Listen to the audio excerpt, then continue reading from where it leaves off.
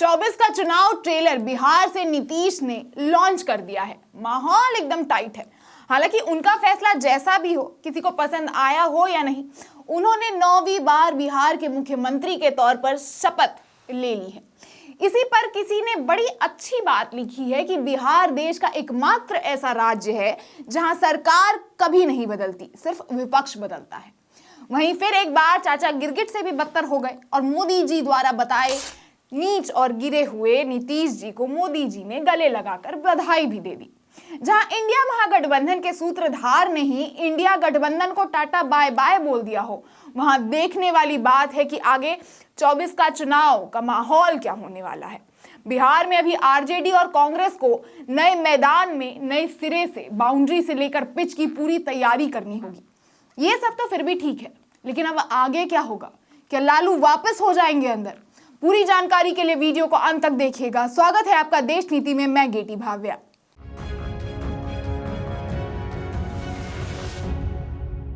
देश नीति, केवल सच्ची और पक्की खबरें। जहां नीतीश कुमार को एक बार फिर बिहार के मुख्यमंत्री बने हुए एक दिन यानी 24 घंटे भी नहीं हुए थे, तो वहीं आरजेडी के खिलाफ एक्शन भी शुरू हो गए। ईडी लालू के सर पर फिर से खड़ी हो गई है। तो वहीं एनडीए के गठबंधन के विधानसभा अध्यक्ष अवध बिहारी चौधरी के खिलाफ अविश्वास प्रस्ताव का नोटिस जारी कर दिया है। सोचिए, अभी पहले ही दिन कमाल हो गया। अवध बिहारी चौधरी जी जबकि पहले बार भी स्पीकर नहीं बने थे, वो पहले भी 5 बार स्पीकर के तौर पर विराजमान रहे हैं। देखिए, जिस तरह से नीतीश बाबू मिनट मिनट दल बदल कर सरकार गिरा देते हैं और खुद अटके रहते हैं उसी कुर्सी पर, और जनता से बस इतना कहते हैं कि आप तो जानिए ना रहे हैं। तो हम आपको बता दें कि हम नहीं जान रहे हैं, ना ही जनता जान रही है, क्योंकि वो खुद नहीं जानते कि कहना क्या है। बस आपको टोपी पहनाया जा रहा है। वैसे भी भ्रष्टाचार, बेरोजगारी, शिक्षा, स्वास्थ्य, इन सब से कुछ लेना देना नहीं है। जनता के वोट का पूरा मजाक बनाया जा रहा है, ये तो तय है। बस ये सवाल मीडिया भी अब मोदी से ना कर दे कि इतने नीच को गले क्यों लगाया। ना अमित शाह से करेगी कि दरवाजा कैसे खुल गया, ना स्मृति ईरानी से पूछेंगे कि महिलाओं के लिए अभद्र नीतीश के साथ स्टेज कैसे साझा करेगी। खैर छोड़िए, कुर्सी के खेल में पर्दे बहुत हैं और उसके पीछे राज और भी ज्यादा। इसलिए शायद इतनी बेइज्जती के बाद भी जेडीयू और भाजपा के साथ हाथ मिला लिया। बस इतनी सी ही खबर नहीं है, आपको मैं बताते चलूं कि ये बस शुरुआत है। एक ही दिन में भाजपा और जेडीयू मिलकर विपक्ष को कसना शुरू कर चुकी है। सब बैठ के अदला बदला खेल रहे हैं और बंदर नाच रही है। जनता लेकिन मूर्खों को कौन समझाए? अब भी किसी ना किसी पार्टी का झंडा लिए बैठे होंगे। लेकिन भाजपा की ये राजनीति ईडी के कंधे पर बंदूक लगाकर चलाना काफी प्रचलित हो गई है। जी, एक बार फिर लालू यादव से ईडी ने पूछताछ की है। नौकरी के बदले जमीन घोटाले में एक बार फिर लालू जा सकते हैं जेल।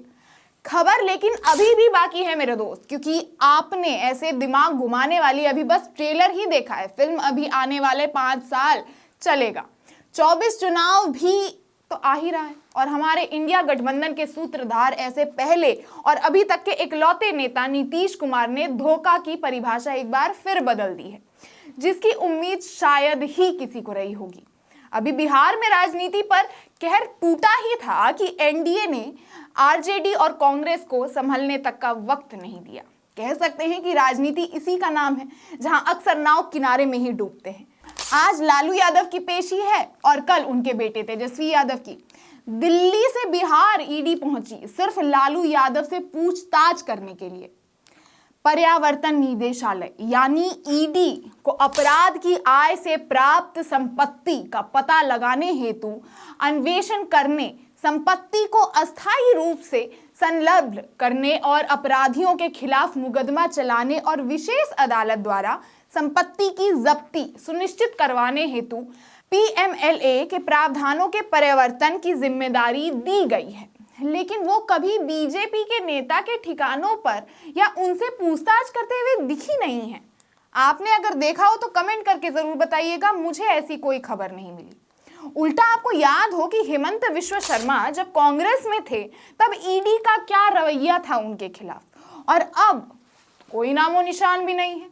और तो और अजीत पवार, ऐसे न जाने कितने और नेता हैं जिनके ईडी के समन जारी तो हुए, लेकिन जैसे ही वो भाजपा में आ गए उन पर लगे सभी आरोप मिट गए। ईडी शायद अब तक खुद भूल चुकी है कि वो एक स्वतंत्र संस्था है जो देश के लिए, भारत सरकार के लिए काम करती है, ना कि बीजेपी और मोदी सरकार के लिए। वहीं जहां एक साथ बिहार की राजनीति में इतना सब कुछ हो रहा है, तो वहीं अब आरजेडी और कांग्रेस पर अब विपक्ष के तौर पर बड़ी जिम्मेदारी है, क्योंकि सबसे बड़ा राज्य उत्तर प्रदेश में अखिलेश के साथ कांग्रेस की सीट शेयरिंग हो चुकी है। बिहार में आरजेडी के साथ इतनी मुश्किलें नहीं है सीट शेयरिंग को लेकर, और बाकी अगर पंजाब और बंगाल को छोड़ दिया जाए जहां बातचीत जारी है, तो बाकी सारे स्टेट्स में कांग्रेस सबसे बड़ी पार्टी है। बीजेपी के सामने उसे किसी और के साथ सीट शेयर नहीं करना पड़ेगा।